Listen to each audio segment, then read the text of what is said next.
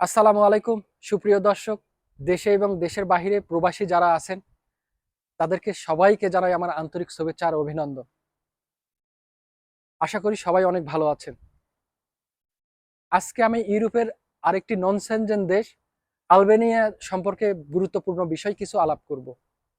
বাংলাদেশ থেকে যারা বর্তমানে ওয়ার্ক পারমিট ভিসা নিয়ে আলবেনিয়া দেশটিতে যেতে চাচ্ছেন তাদের মূলত এই গুরুত্বপূর্ণ বিষয় জানা দরকার।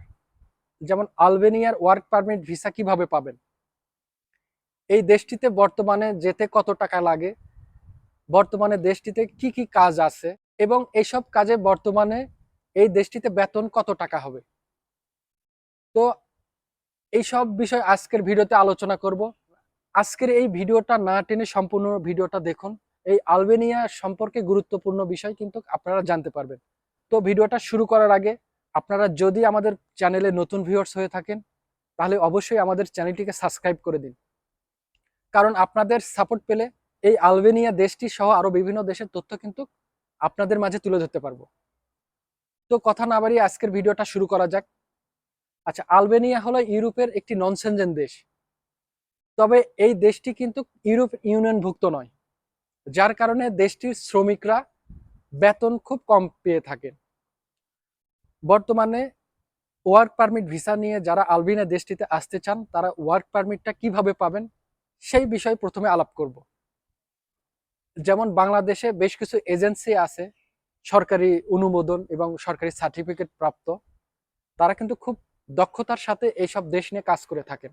আপনি যদি আপনার ফাইলটা এইসব এজেন্সির মাধ্যমে জমা করেন, তারা যদি সঠিকভাবে আপনার ফাইলটা সাবমিট করে থাকে তাহলে কিন্তু খুব দ্রুতই আপনি আলবেনিয়ার ওয়ার্ক পারমিট ভিসা পেয়ে যাবেন।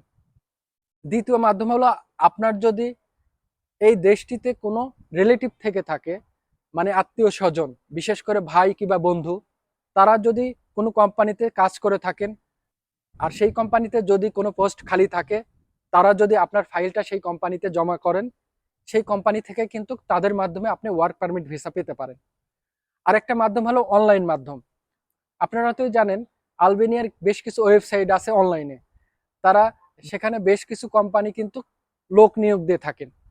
তো আপনারা যদি সেই ওয়েবসাইটে গিয়ে তাদের শর্ত অনুযায়ী সেগুলো ফিল আপ করে থাকেন, সেক্ষেত্রে কিন্তু আপনারা আলবেনিয়ার ওয়ার্ক পারমিট ভিসা অনলাইন থেকে পেয়ে যাবেন। আশা করি বুঝতে পেরেছেন। তারপরে হলো, এই দেশটিতে বর্তমানে যেতে কত টাকা লাগে।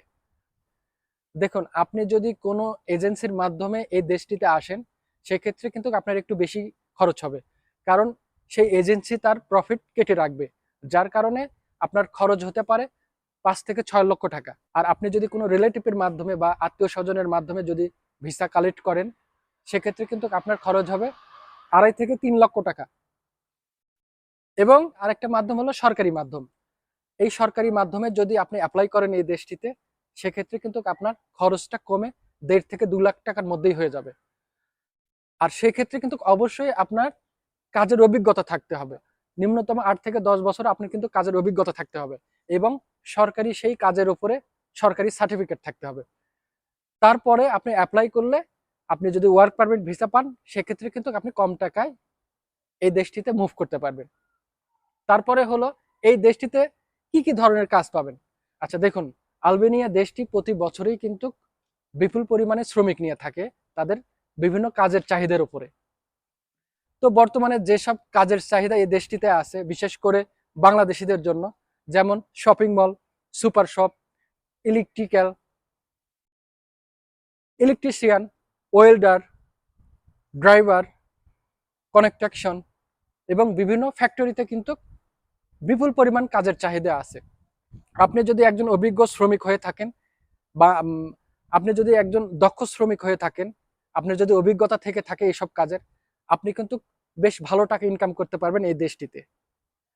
তো দেশটিতে বর্তমানে কাজের চাহিদা অনুযায়ী কি পরিমাণ স্যালারি দেয় দেশটি, কত টাকা আপনি স্যালারি পাবেন।